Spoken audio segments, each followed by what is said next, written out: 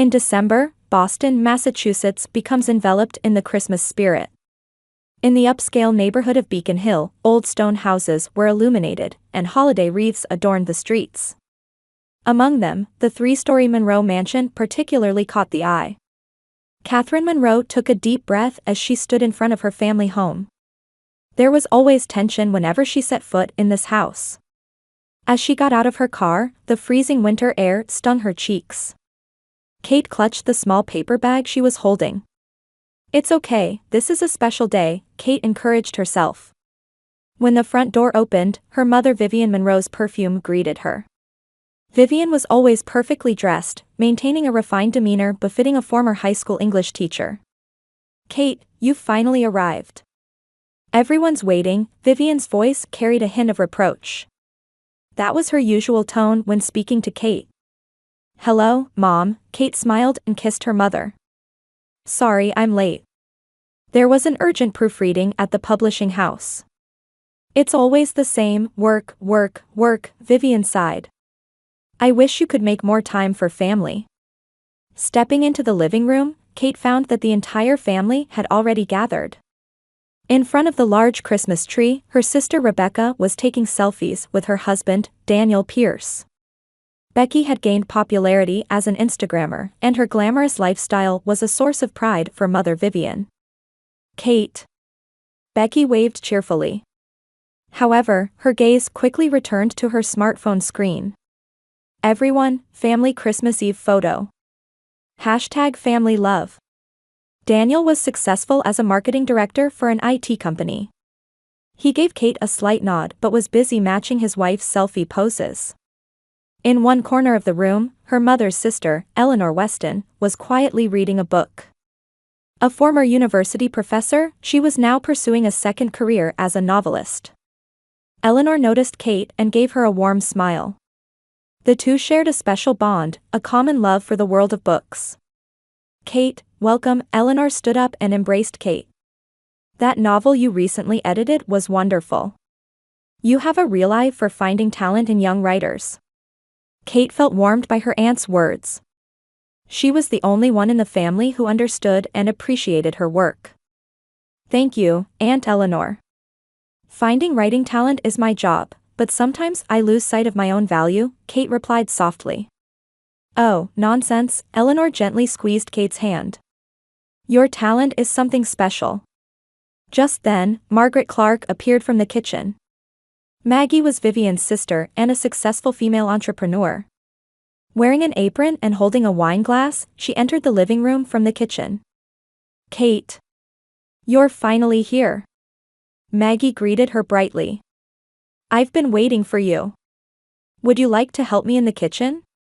Maggie's words sounded like more than just an invitation.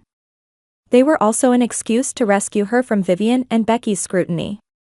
In the kitchen, Maggie's daughter and Eleanor's niece, Olivia, was putting the finishing touches on dinner rolls. Olivia kept busy days as a pediatrician but always made time for family gatherings. "Hey, Kate. So you've finally come to the battlefield," Olivia winked. "I heard this Christmas is special. Do you have good news?" Kate blushed slightly. She had big news to share with her family. A book she had edited had made the New York Times bestseller list, and her name was becoming known in the publishing industry. However, from past experience, she was anxious about how her family would receive the news. "Yes, just a little something," Kate answered vaguely. "But I plan to announce it in front of everyone tonight." Maggie and Olivia exchanged meaningful glances. They knew Kate's hesitant nature well. And they also knew how Vivian and Becky had always looked down on Kate's successes. "Whatever your news is, we'll support you," Maggie said warmly. Returning to the living room, Vivian was holding a wine glass and talking about the Monroe family history. Since her father had passed away 10 years ago, she had been zealous about preserving family traditions as the head of the household. "You probably don't know this, but the Monroe family has contributed to education and the arts for generations," she said proudly. "My father, and his father before him, were people who had a tremendous impact on local culture." As Kate listened to her mother's story, she thought about her own achievements in the publishing world. She had discovered the talents of many new writers and had helped bring their works to the world. However, in Vivian's eyes, that didn't seem to qualify as a real success. "All right, everyone," Vivian suddenly announced. "Let's move to the dining room. Our special Christmas dinner is ready." The dining room was decorated with traditional Monroe family holiday decorations. A bright red poinsettia centerpiece sat on the table, and candle flames flickered in silver candlesticks. Christmas wreaths and holly were arranged elegantly on the walls adorned with family photographs. Vivian took the head seat at the table and raised her wine glass. "Now, everyone. Let's begin our traditional Christmas dinner." Kate approached the table and looked for her seat, but immediately noticed something was wrong. There were 7 place settings on the table, but hers was nowhere to be found. Vivian, Becky, Daniel, Eleanor, Maggie, Olivia. There should have been one more seat. "Mom, where's my seat?" Kate asked quietly. A moment of silence fell over the room. Vivian and Becky exchanged glances and chuckled softly. There was meanness in their laughter. "Oh, I completely forgot about you," Vivian said lightly. Her eyes were cold. "Why don't you find something in the kitchen? Or you could eat standing up." Becky let out a small laugh. "Sorry, Kate. We didn't think you'd actually come. You always say you're busy with work." Eleanor frowned. "Vivian, this is going too far." "It's just a joke, Eleanor," Vivian waved her hand dismissively. "Kate always takes our jokes too seriously. Don't you, Kate?" Kate felt her chest tighten. This wasn't a joke. It was a pattern of neglect and dismissal that had gone on for years. She had experienced the pain of not being treated as a family member many times. "Yes, Mom," Kate answered quietly. She was desperate not to show her tears. Maggie stood up. "I'll get another chair." "Olivia, could you bring another set of dishes from the kitchen?" While the dining table arrangement was being adjusted, Kate stood in the corner of the room. Eleanor approached her and said in a low voice, "Are you okay? This family can be truly cruel sometimes." "I'm used to it," Kate forced a smile. "It's been like this since I was a child." When her seat was finally ready, Kate sat at the edge of the table. While everyone else was serving themselves turkey and ham, all that was placed in front of her was a small serving of salad and a cold dinner roll. "Is that enough food for you?" Vivian asked, looking at Kate. "I remembered you saying you were on a diet, so I kept it light." Kate didn't remember ever saying such a thing. "It's plenty, thank you," she answered quietly. During dinner, the conversation was dominated by stories of Becky's Instagram success and Daniel's promotion. Vivian heaped praise on her daughter's achievements. "Becky's follower count surpassed 100,000 last week," Vivian said proudly. "Her fashion sense is truly remarkable. And her status as a power couple with Daniel has become everyone's envy." Becky nodded happily. "Next, our holiday special will be featured in a style magazine." Kate tried to mention her New York Times bestseller news, but no one would look at her. "Oh yes, everyone," Vivian suddenly declared. "It's time to exchange presents." After dinner, everyone gathered around the Christmas tree in the living room. Elaborately wrapped presents were exchanged amid exclamations of delight. Kate also gave her carefully selected gifts to the family. For her mother, a complete Jane Austen first edition set found at an antiquarian bookstore; for Becky, a designer scarf; for Daniel, a high-end leather planner. For Eleanor, a rare collection of poetry she had been seeking; for Maggie, a set of her favorite wines; for Olivia, the latest medical encyclopedia that would be useful in her pediatric practice. Each gift was chosen to match the recipient's preferences and needs. "Kate, here's your present," Vivian handed a simple box to Kate. Feeling a mix of anticipation and slight anxiety, she opened the box. It was empty. Becky laughed delightedly, and her mother wore a small smile. "Oh, it's not empty," Vivian said sarcastically. "It contains expectation. I hope you have a nice life someday." The room fell silent. Eleanor couldn't hide her shock. Maggie's face reddened with anger. Olivia's eyes widened. Daniel uncomfortably averted his gaze. Kate stared at the empty box in her hands. The pain spreading in her chest was stronger than any family neglect she had experienced before. "Thank you, I understand." Kate quietly stood up. Tears welled in her eyes, but her voice was steady. "It's getting late, I should go." "It's still early, we haven't even had dessert," Becky said. But there was no sincerity in her words. "I've had enough," Kate answered coolly and picked up her coat. No one tried to stop her. Vivian feigned indifference, and Becky started checking her phone. However, Kate didn't miss the meaningful glances exchanged between Aunt Eleanor and Aunt Maggie. Olivia also gave her a sympathetic look. "Merry Christmas," Kate said softly as she left the house. 3 months passed. Kate was focused on a new manuscript at her publishing office. The stylish glass-walled office, symbolizing her success, was located on the upper floor of a high-rise with a panoramic view of the city. As she was sipping coffee and making final edits to the manuscript, her assistant Jessica knocked on the office door. "There's a call from Eleanor Weston."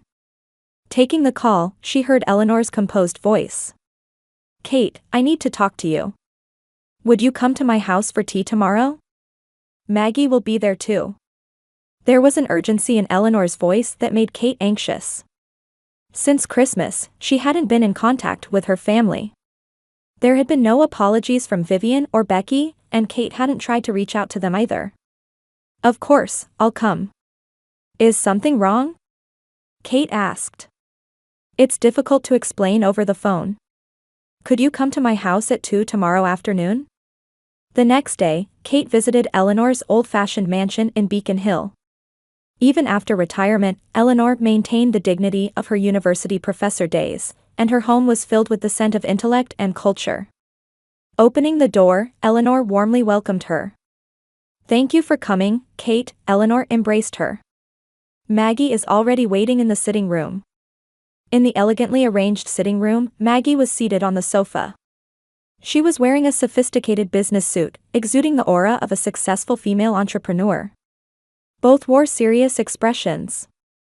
"I'm truly sorry about what happened at Christmas," Eleanor began. "I couldn't stay silent after seeing you treated that way. We've overlooked Vivian's behavior for too many years, but enough is enough," Maggie continued. "You have such wonderful talent, and yet Vivian and Becky refuse to acknowledge it. I think it's time to correct this family's pathological structure." Kate nervously picked up a cup of tea. "Actually, I've decided not to interact with those two anymore. I'm just going to live my own life." "That may be so," Eleanor said quietly. "But we thought we should tell you the truth. Why things have become this way." Eleanor and Maggie began telling her about Vivian's younger days. Vivian had been an aspiring writer with talent, but due to the social pressures of the time, she married, became a homemaker, and abandoned her dreams of writing. "Your mother has been unconsciously jealous watching you live the dream she gave up," Maggie said frankly. "And Becky has established her position by undermining you to gain her mother's approval." "Still, that's no reason to hurt me," Kate replied quietly. "Of course not," Eleanor nodded. "That's why we've decided to take action." The two aunts told her about the Monroe family's 100th anniversary celebration party scheduled for next week. Many relatives, friends, and Boston society figures would be invited to this party. "We intend to speak publicly about the years of unfair treatment," Eleanor said. "We especially want to celebrate your talent and success." "But that would expose the family's shame," Kate said with surprise. "You don't have to. Sometimes the truth needs to be told," Eleanor said quietly. "This isn't just for you, but for Vivian and Becky too. To make them realize how their actions hurt others." Maggie took Kate's hand. "We know about your New York Times bestseller. We're truly proud of you. But does your family know?" Kate shook her head. "I didn't have the chance to tell them, or rather, no one was willing to listen." "Then let's celebrate your success at the party," Maggie said with determination. "Our time of silence is over." On the day of the party, Kate arrived at the venue with mixed feelings of anxiety and anticipation. She wore a simple yet sophisticated black dress and had a confident expression. More than 50 people had gathered at the venue, including Monroe family relatives and friends. Vivian and Becky were at the center of attention as usual. They barely glanced at Kate when she entered. However, Eleanor, Maggie, and Olivia welcomed her warmly. After Vivian gave a toast, Eleanor stood up and took the microphone. Her presence enveloped the entire room.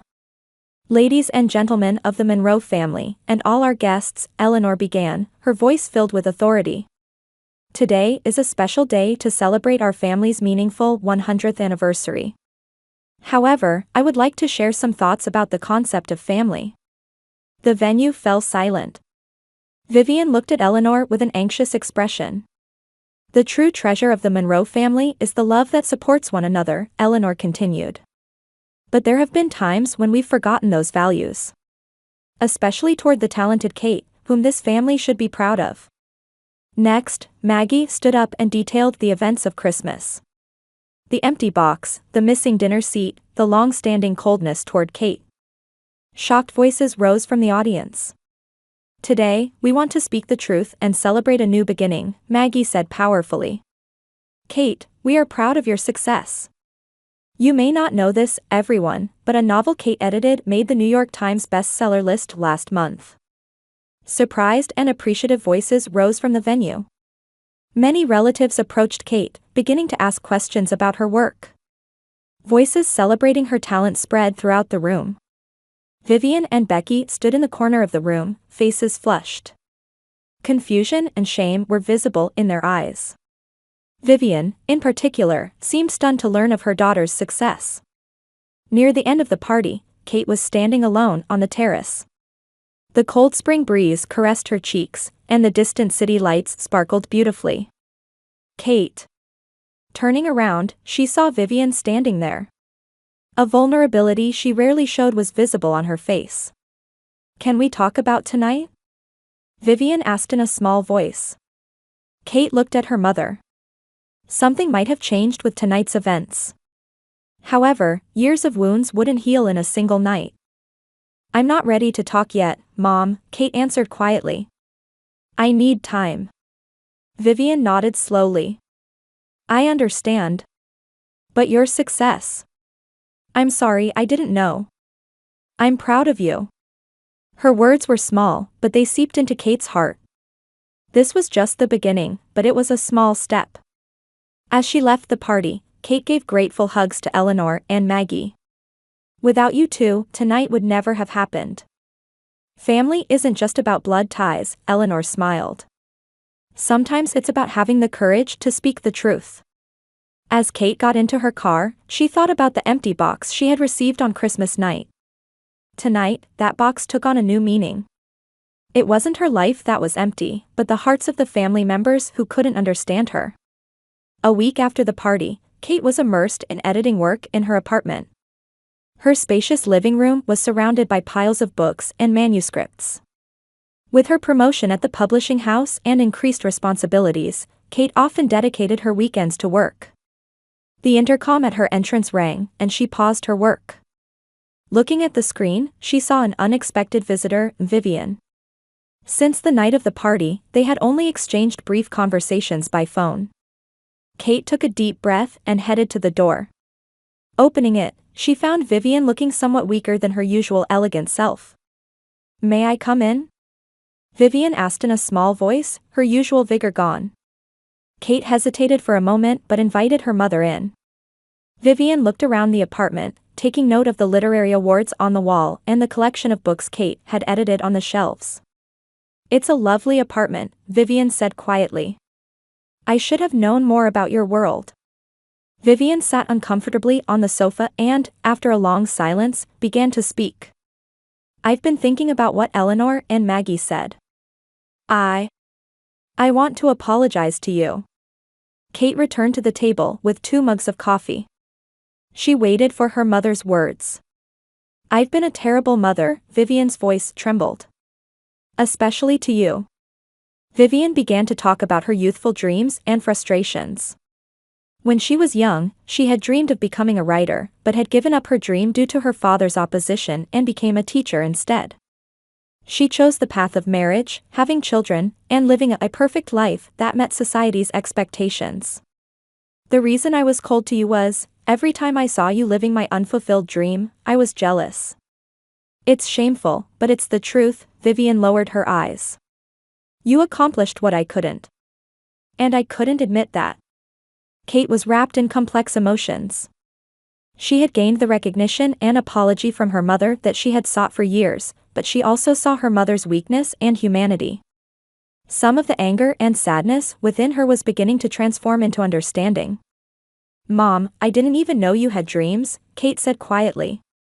You always prioritized Becky and neglected me, so I thought you simply didn't like me. That's not true, tears welled in Vivian's eyes. Becky was safe for me. She lives according to my expectations. But you were different. You were strong, independent, and forged your own path. That frightened me. A long silence flowed between them. Eventually, Kate spoke. I'm not perfect either. But from now on, couldn't we try to understand each other? Vivian nodded with a hopeful expression. Do you really think so? Will you give me another chance? One step at a time, Kate smiled.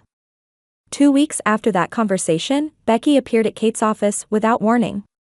Unlike her usual flashy fashion style, she was dressed in a simple blouse and jeans. Sorry to disturb you while you're busy, Becky said, unusually hesitant. Could we talk for a bit? They moved to a cafe near the office. Becky fidgeted with her coffee cup, turning it in her fingers as she began to speak. You know, after the party, I did a lot of thinking, Becky said with rare lack of confidence.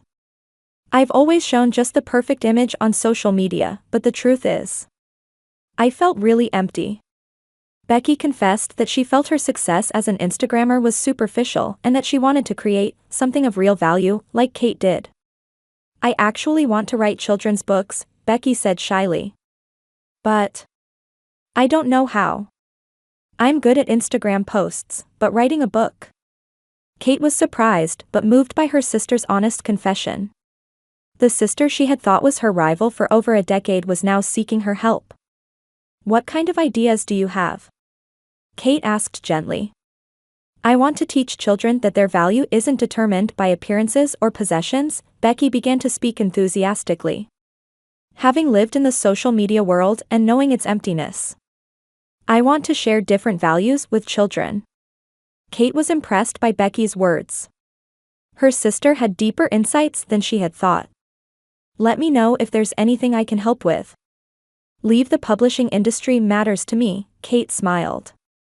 For the next 6 months, Kate and Becky worked closely together. Kate guided Becky's manuscript using her experience as an editor, and Becky utilized her social media marketing skills. Daniel fully supported his wife's new project. Vivian was beginning to change too. At a local literary circle, she began to revive her creative talents that had been sealed away for nearly 50 years. Her short stories were published in a small literary magazine, and she was taking her first steps as a writer, albeit belatedly. A year later, in the summer, a children's picture book edited by Kate and written by Becky, The Secret of the Empty Box, was published. It was a heartwarming story with the theme of valuing inner worth rather than appearances. It told the story of a little girl who receives an empty box as a present and is initially hurt, but as she writes her dreams and hopes in the box, it begins to change her life. The entire Monroe family gathered for the publication celebration party. Eleanor and Maggie actively supported the two, and Olivia promised to use the book for reading sessions at the hospital where she worked as a pediatrician. The power of sisters is incredible, Eleanor smiled as she looked at Kate and Becky. 2 different talents coming together to create something wonderful. That year at Christmas, the Monroe family gathered again. But this time, food was prepared for everyone at the table, and a special card was placed at Kate's seat. Thank you for your talent and kindness. This year, let's all celebrate your success as a family. During the gift exchange time, Kate received a joint present from Vivian and Becky. When she opened it, inside was a beautiful antique fountain pen with a message card saying, "For your next masterpiece." Not empty this time, Kate smiled. I'll never give you an empty box again, Vivian promised with a serious expression. Your life is full of the things you've created. I respect that. The family bonds weren't completely healed, but the path to truth and reconciliation had been opened. 3 years later, a children's reading event was being held at the Boston Public Library. Becky Monroe's picture book series had gained nationwide popularity, and many children had gathered for the publication celebration event of the third book, Adventures of the Dream Box. Kate watched from one corner of the library as her sister read the book to the children. Becky no longer clung to her identity as an Instagrammer and was building a new career as a children's author. Her social media followers might have decreased, but her eyes held a satisfaction and fulfillment that wasn't there before. You must be proud as a sister. Turning around, she saw Vivian standing there with a smile. At 67, she had become active as a leader in the local literary circle and had published a collection of short stories. It wasn't a commercial success, but her long-held dream had taken shape. Yes, I'm proud, Kate smiled at her mother. But we're just supporting each other. Becky grew through her own strength. After the event, the Monroe family gathered at the restaurant managed by Maggie. Eleanor, Olivia, and Daniel joined them, enjoying a moment of family togetherness. The natural conversation and laughter made it difficult to recall the past discord. Everyone, I have an announcement, Kate cleared her throat lightly. All eyes turned to her. Next month, I'll be taking on the role of head of the children's book division at the publishing house. Congratulatory voices rose from the table. Her achievements in the publishing industry had been recognized, and she was entrusted with even greater responsibilities. And from now on, Becky's books will be published under my division, Kate continued. We're officially sister business partners. A toast. Eleanor raised her glass. To my talented niece's success. Vivian quietly observed her daughters. In her eyes was a mix of pride and slight regret. If only I had recognized your talents earlier, she said softly. We can't change the past, Kate said gently. But the future is different. We can do many more things together. Late that night, Kate returned to her apartment and took out a special box from her study shelf. It was the empty box she had received at Christmas 3 years ago. She had not thrown it away but had kept it carefully. Opening the box, inside were notes she had written, words that had resonated with her, and a list of goals she had achieved. The box that had once been a symbol of humiliation had now become evidence of her growth and change. Kate took out a piece of paper and added a new note, true reconciliation with family achieved. The next morning, a young aspiring editor visited her office at the publishing house. Ms. Monroe, I'm your fan. I hope to be as successful as you someday. Kate smiled. The definition of success is different for everyone. In my case, the greatest success might be that I can use my talents and have restored true family bonds. She looked at the family photo displayed on her desk. In the photo, the mother and sister who had once given her an empty box had now become her greatest supporters. Sometimes even the most wounded relationships can be repaired through truth and forgiveness, Kate told the young editor. And sometimes, the box we thought was empty actually contains something precious, we just didn't notice it. The journey that began with an empty box ultimately transformed her into a stronger, more compassionate person. And now, that box was filled with the most valuable lessons of her life.